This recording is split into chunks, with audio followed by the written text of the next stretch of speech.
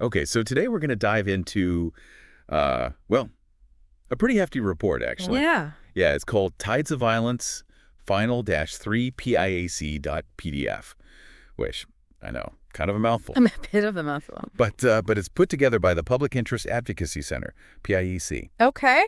And essentially what they've done is they've systematically compiled publicly available info on all these incidents that happened during the Sri Lankan Civil War, like going all the way from July '83 to May 2009. Wow. Okay, so they're really covering the whole scope of it. Yeah, like think of it as, a massive undertaking to map out all the reported violence. Right, trying to make sense of a really complex and chaotic period. Exactly, yeah. And is this report, based on their own firsthand investigations, or are they drawing on other sources? That's what's really interesting is they're not presenting like brand new findings, really. Okay. What they're doing is they're bringing together all this information from like a ton of different sources, over 60 actually. Wow, that's quite a lot. Yeah, so you have reports from NGOs, both Sri Lankan and international, media reports, local and global news outlets, and even some archive materials in Tamil and Sinhalese, which I think is super valuable. Oh, definitely, because getting access to those primary sources can be really difficult. Absolutely. And the report acknowledges that too, right? Like they're very upfront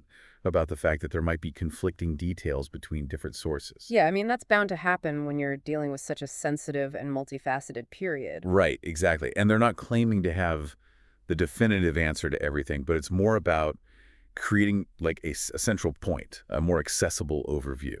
Yeah, that makes sense. Okay, so for everyone listening today, what we're going to try to do is kind of go through this massive report and highlight some of those key patterns of violence that PICC has identified. Right. Across different time frames, different regions, different actors. Why? We'll be looking at the types of incidents that were reported, like who was affected and who was allegedly responsible. And it's important to remember, like PISC emphasizes, this report is kind of like a first step, laying the groundwork for further investigation, for transitional justice, all those important things. Yeah, absolutely. Okay, so let's dive in, and I think a good place to start is that early period from like July 1983 to July 1987. Okay, yeah, let's see what was happening back then. All right, so the report, it breaks things down by province, which I think is helpful to see if there were any regional differences. All right, makes sense. So starting with the Western province, the main type of reported incident was killings. Killings. Okay. And what's kind of stark is that over half of these killings were targeted at prominent political figures. Wow, really? Yeah, and they even mentioned President Premadasa. Oh, wow. Alongside the killings, there were also frequent reports of abductions, often attributed to the Sri Lanka Police Force, the SOPF. Right. And these, a lot of times, they led to disappearances or death. So it wasn't just random violence. It seemed like there were specific people being targeted. Exactly. Yeah, and it wasn't just those kinds of targeted attacks either. No. The report also details bombings, vehicle attacks, that sort of thing. Okay, and do they say who is behind those attacks? What's interesting, because the government of Sri Lanka, the GOSL, along with other sources, they often pointed the finger at the liberation tigers of Tamil Eelam, the LTTE. Ah, okay, so already we're seeing these accusations flying back and forth. Exactly, yeah. And that's kind of a theme throughout the report, right? Different groups being blamed depending on the incident. Yeah, and I imagine that makes it even harder to establish what really happened. Absolutely. So let's move on to the Eastern Province during this early period. Okay. And here, it seems like things were a little different. Different how? Well, the report, it mentions village raids and other types of group attacks as being pretty common, Okay. along with killings, of course.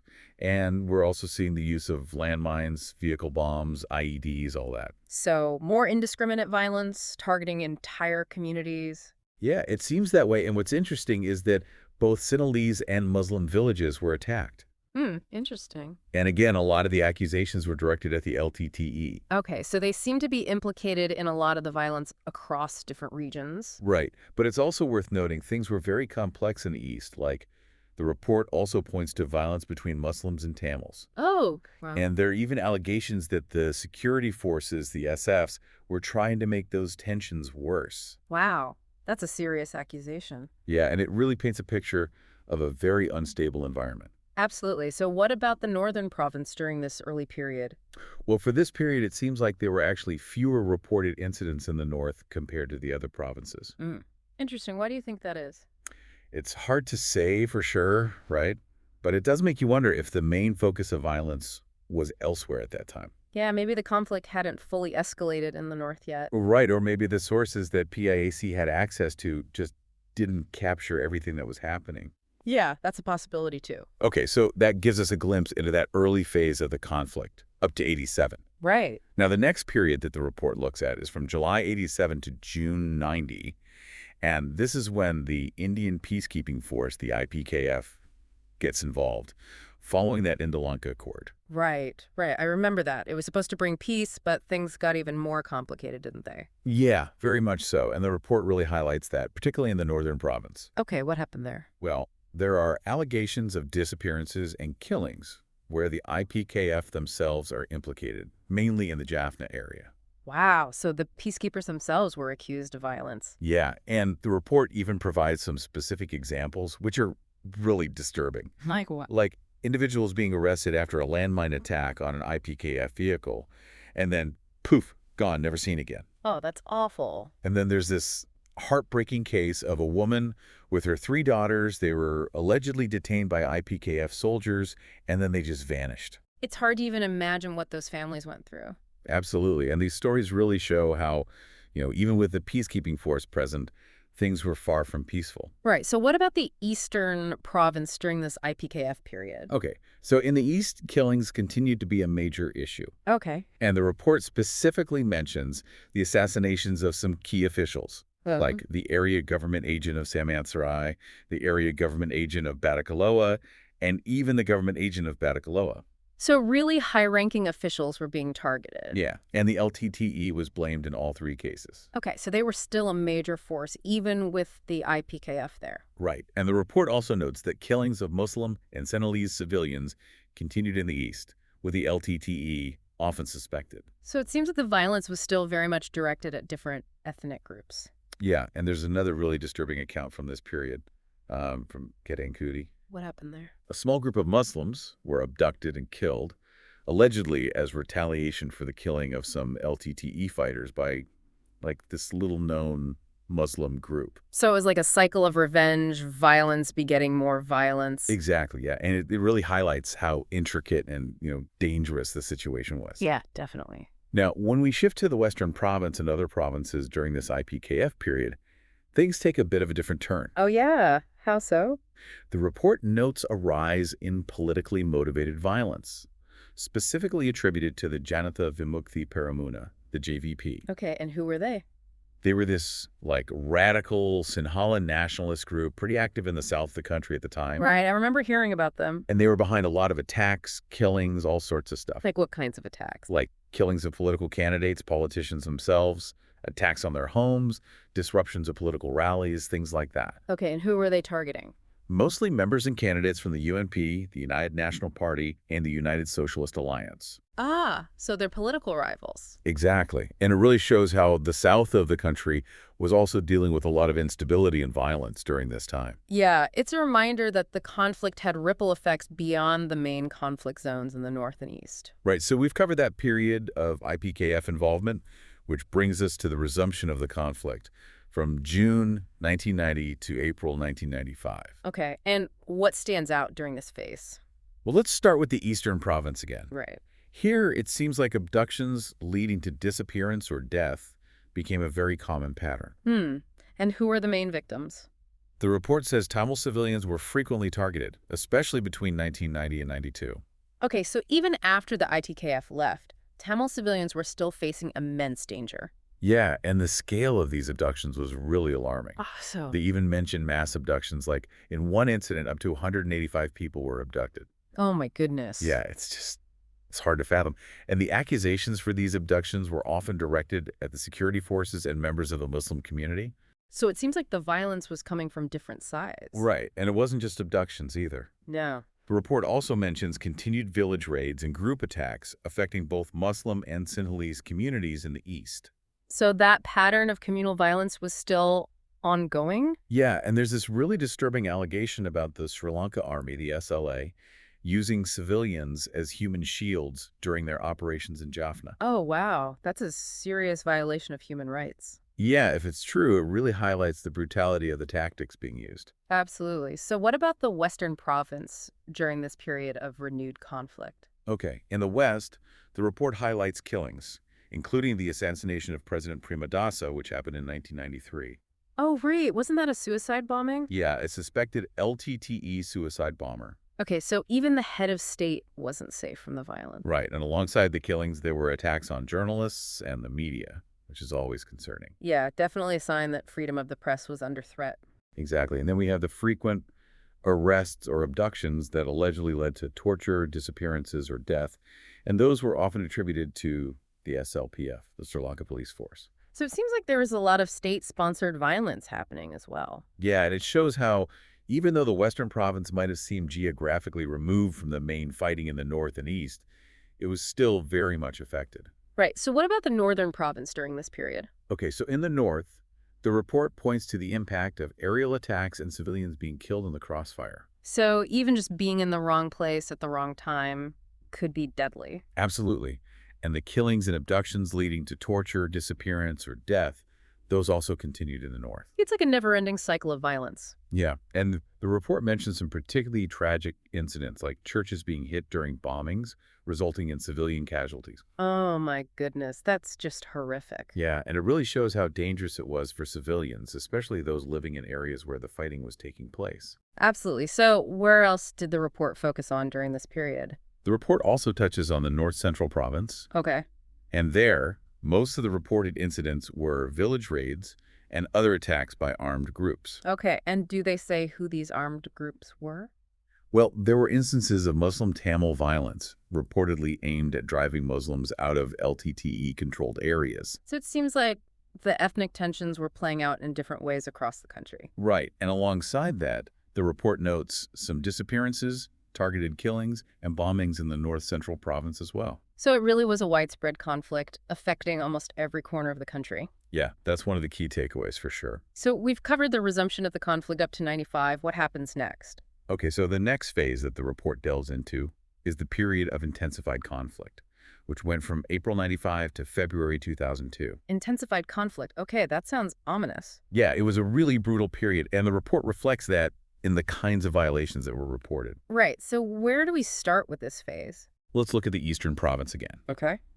So during this time, the report highlights aerial attacks, shelling, and civilians getting caught in the crossfire as like a defining feature. So basically, just being in the vicinity of the fighting was incredibly dangerous. Exactly. And then there were also, killings, arrests, abductions, all leading to torture, sexual and gender-based violence, SGBV, disappearances, death, you name it. So all those horrific things we've been talking about, they just got worse during this period. Yeah, pretty much. And they also emphasize the issue of child abduction and recruitment by the LTTE, which is apparently widespread in the East during this time. That's just heartbreaking to think of children being forced into that kind of life. Absolutely. And the report, it goes into some really harrowing specific accounts from this period. Like what? They mention alleged massacres of Tamil civilians by the security forces, attacks on politicians and political candidates, which were often blamed on the LTTE, and then there are reports of rape and killing allegedly committed by members of the security forces themselves.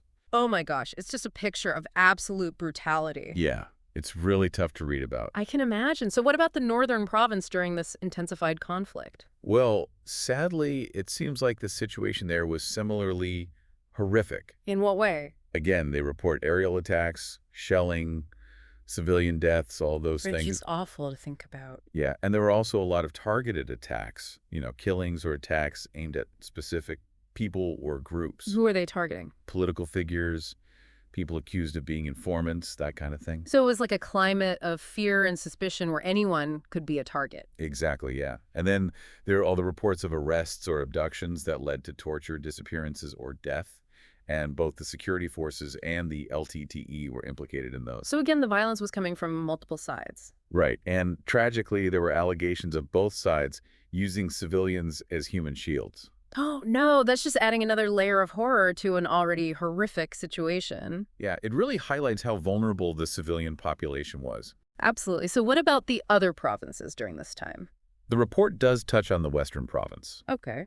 And it seems like the pattern of arrests or abductions leading to torture, disappearance, SGBV, or death, that all continued. So even though the main fighting was elsewhere, the Western province was still experiencing a lot of state-sponsored violence. Yeah, and attacks on journalists also continued to be a problem. So freedom of the press was still being suppressed. Right, and finally, the report briefly mentions the North Central Province. Okay. During this period, they saw a lot of attacks on Sinhalese villages, blamed on the LTTE, and there were also reports of mistreatment of people in custody. So it seems like the LTTE was also engaging in some pretty brutal tactics. Yeah, and the report also notes electoral violence in the North Central Province. Bombings at political rallies, clashes between supporters of different parties. So even the political process was marred by violence. Yeah, and that really shows how deeply the conflict had permeated Sri Lankan society. Okay, so we've covered that really intense period. What comes next?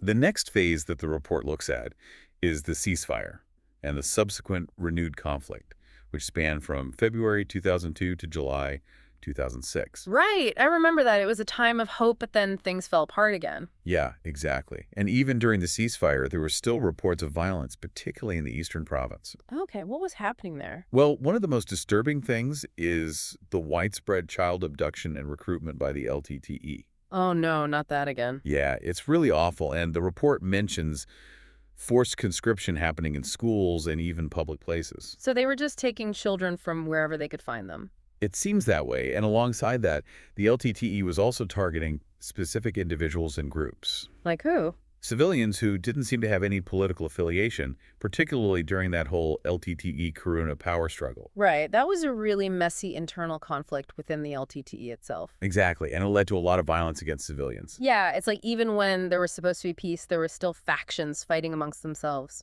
Right, and it wasn't just the LTTE, there were also attacks on Muslim people and intercommunal rioting.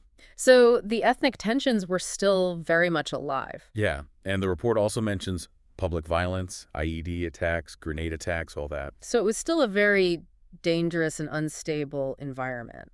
Absolutely, and then there's that horrific incident involving the ACF aid workers in Mudder. Oh, right. I remember that. Wasn't that a massacre? Yeah, 17 aid workers were killed. And who was blamed for that? Most sources pointed the finger at the security forces, although the government denied it. It was a real shock to the international community. Yeah, and it really highlighted the risks that humanitarian workers were facing. So what about the northern province during this ceasefire and renewed conflict? Okay, so in the north, there were continued attacks on villages and village guards. And who is behind those? It's not always clear, but landmines were still a major problem, posing a threat to civilians. So even during the ceasefire, there was this constant danger lurking beneath the surface. Yeah, and there were also killings and disappearances, often within the Tamil community itself. Meaning? Like factions within the LTTE targeting members of rival groups, like the EPDP and Peloti. So even the Tamil community was not united. There were these internal struggles going on. Right, and that led to a lot of violence, and attacks on journalists and media offices continued in the north as well. So it seems like the LTTE was trying to control the narrative, silence any dissenting voices. Yeah, that's definitely a possibility. And the report also mentions allegations of the LTTE using human shields again. Oh no, that's just awful. Yeah, it shows a complete disregard for civilian lives. Absolutely. So what about the Western province during this period? Well, prior to mid-2005, the main incidents reported in the West were high-profile assassinations or attempted assassinations, mainly targeting political figures. So even during the ceasefire, the political climate was still very volatile. Yeah, and it just shows how deep those political divisions ran. Okay, so that brings us to the final stages of the conflict, right? Yeah, from July 2006 to May 2009, the final push. And that must have been a really intense period. It was, incredibly so, and the report details some truly horrific things that happened. Like what? Well, in the eastern province, there were reports of attacks on fleeing civilians, people who were trying to escape to government-controlled areas. Oh no, that's terrible. Yeah, and the Ministry of Defense, the MOD, they presented allegations that the LTTE was preventing civilians from leaving and using villages for military purposes. So essentially trapping them in the middle of the fighting. Right, and killings and disappearances of individuals also continued in the east during this time. So even as the government was claiming victory in the east, there was still a lot of violence happening. Yeah, and then in the western province, we see frequent killings, disappearances, attacks, targeting individuals, including prominent figures and journalists. Like Lasantha Wickramatunge, right? Yeah, the editor of the Sunday Leader, his assassination was a major blow to press freedom. Absolutely. And were there other types of attacks in the West during this time? Yeah, the report mentions a number of IED attacks and suicide bombings, mostly in 2008, which caused a lot of casualties in Colombo and other areas. So it seems like the LTTE was trying to bring the fight to the heart of the country. Yeah, it was a real escalation of violence, and there were also mass arrests, allegations of torture, and SGBV in custody, all that. So the government was cracking down hard on any perceived threats. Right, and finally, we come to the northern province during these final stages. And that's where the last stand of the LTTE took place, right? Yeah, and the situation there was just devastating. In what way? The report describes extensive shelling, allegedly mostly by the security forces, in those designated no-fire zones, the NFZs. And those were supposed to be safe havens for civilians, right? Exactly, but they came under heavy fire, resulting in massive civilian casualties. Oh my gosh, that's just horrific. Yeah, and the LTTE was accused of using civilians as human shields in those zones, which just made the situation even worse. So it was like a complete disregard for human life on both sides. Yeah, and on top of that, you had restricted movement, denial of humanitarian assistance, all these things that were just making life unbearable for the civilians trapped there. It's hard to even imagine what they were going through. Absolutely. And then there were still killings and disappearances happening, and tragically, child abduction and recruitment by the LTTE continued right up to the end. It's like they were just determined to fight to the bitter end, no matter the cost. Yeah, and the report also mentions the deaths of those two LTTE leaders, Nadasan and Puldevan, after their surrender, but there are conflicting accounts about the circumstances of their deaths. Right. That's still a very controversial topic. Yeah, and it just adds another layer of complexity to this whole tragic story. So, taking a step back, what are some of the key takeaways from this deep dive into the PIAAC report? Well, I think it's clear that the Sri Lankan Civil War was a period of immense violence and suffering, and the civilian population bore the brunt of it. Yeah, that's definitely one of the main things that stands out. Right, and the report really highlights the range of violations that were committed, from targeted killings and abductions to large-scale attacks and the use of human shields.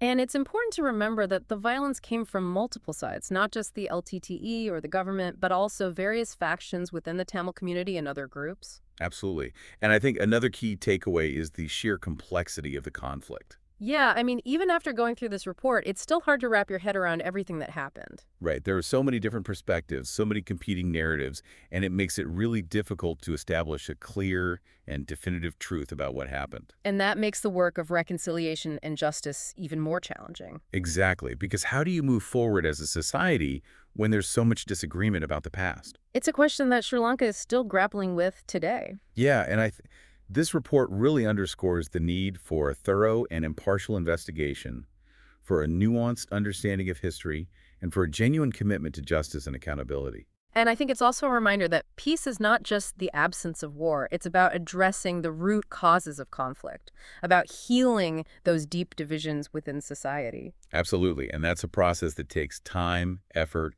and a willingness to engage in difficult conversations. And it's something that everyone has a role to play in, not just politicians and leaders, but ordinary citizens as well. So for all of you listening, I think the challenge that this report leaves us with is this. What can we do, individually and collectively, to support the process of peace and reconciliation in Sri Lanka? It's a question worth pondering, and I think it starts with education, with understanding the complexities of the conflict, and with empathy for all those who have been affected by it. Yeah, and it's about holding those in power accountable, about demanding justice for the victims, and about working to build a more inclusive and equitable society. And it's about recognizing that peace is a journey, not a destination, and that it requires constant effort and vigilance. Well said. And on that note, I think we'll wrap up this deep dive. Thank you all for joining us, and we hope this has given you some food for thought. And hopefully inspired some of you to learn more about this important topic. Absolutely. Thanks again.